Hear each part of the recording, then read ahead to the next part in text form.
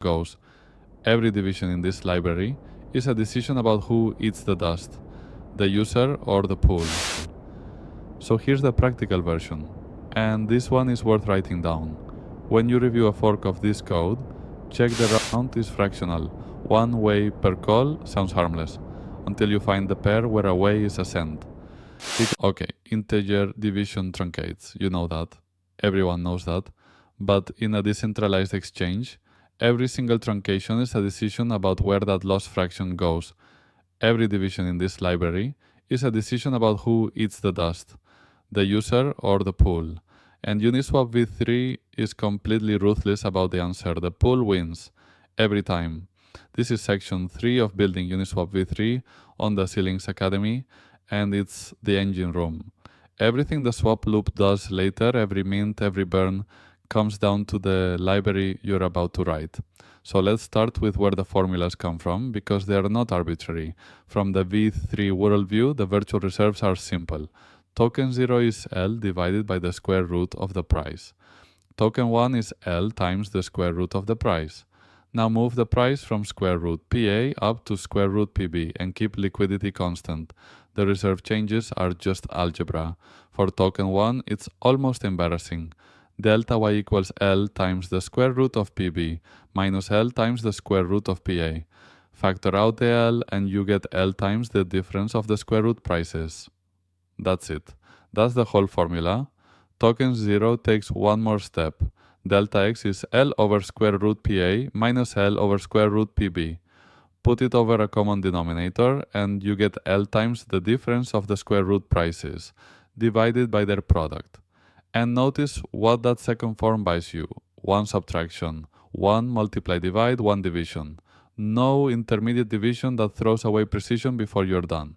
That's why the contract computes it that way, and not the obvious way. Let's put numbers on it. Liquidity of 1 million. Move the price from 1.0 up to 1.0201. So the square root price goes from 1 to 1.01. Delta y is a million times 0.01. 10,000 token 1. Delta x is that same product divided by 1.01 times 1.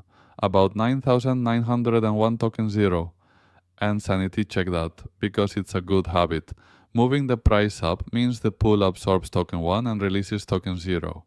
At a price around 1.01, those 9,900 token 0 are worth about 10,000 token 1.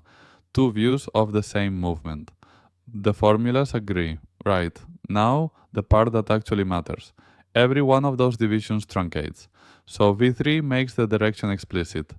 Every function takes a rounding flag, and the convention is the same everywhere. When you're computing what a user must pay in, you round up, minting a position, the input side of a swap. The user pays the extra way.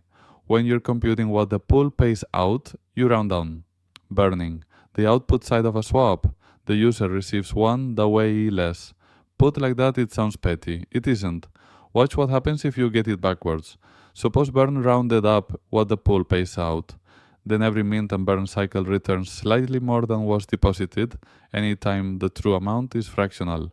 One way per call sounds harmless, until you find the pair where a way is a cent. Because a token with 2 decimals exists. Plenty of them exist. And an attacker doesn't do this once, they do it in a loop in one transaction, and they don't care that each iteration is small. So here's the practical version. And this one is worth writing down. When you review a fork of this code, check the rounding flags first, before the logic, before anything.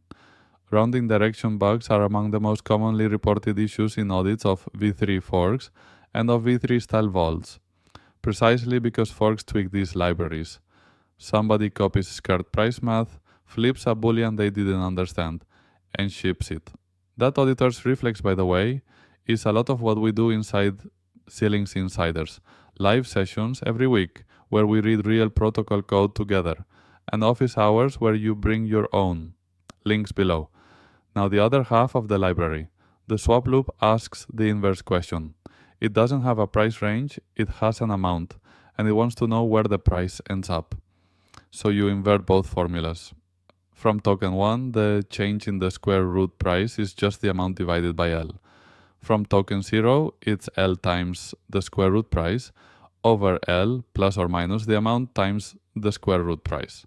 And the rounding rule becomes one word, never overshoot. For exact input, the rounding has to guarantee you do not pass the target price, because charging a user for price movement past their limit is exactly the thing a limit is for. For exact output, it has to guarantee you do move far enough, because you promise them an amount and you have to deliver it. Same principle. The error always lands on the pull side. There's one piece in there worth studying on its own, because it's the kind of thing that looks like a bug until you understand it. The add branch multiplies the amount by the square root price, and then checks whether that product divided by the amount gives the square root price back. That's the classic wrapping multiplication overflow probe, and it only works if the multiplication is allowed to wrap. So in Solidity 0.8, that whole branch has to sit inside an unchecked block. Same lesson as last episode.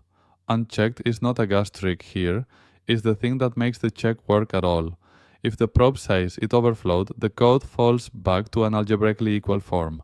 And that fallback addition deliberately sits outside the unchecked block, because the original computed it with a checked add, and the scope of unchecked must never quietly widen when you port code.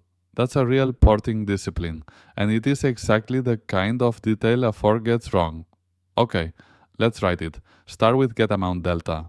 First line sort the two prices, so A is always the lower one. Every function in this library does this, and it matters because the lower price is the one that ends up dividing. Then guard it. Require the lower price is above 0. That's not defensive programming for its own sake. The lower price is a divisor, so a 0, there is a division by 0, and this one line is the only thing standing between a caller and that. And here's the heart of the whole episode.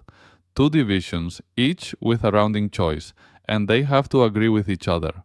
Round up means round both of them up. So the multiply divide rounds up, and then the division by the lower price rounds up as well. Round down means both of them floor. Read that and make sure you see why mixing them would be a bug. If you rounded the first one up and floored the second, you'd have a function whose direction depends on the numbers, which is another way of saying it has no direction at all. And then the signed wrapper, which is where the convention gets encoded once for everybody. Positive liquidity means the user is adding, so they're paying in, so round up. Negative liquidity means they're removing, so the pool is paying out, so round down, and negate the result.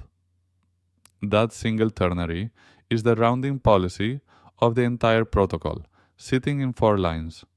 Every mint and every burn in the rest of this module inherits it from here.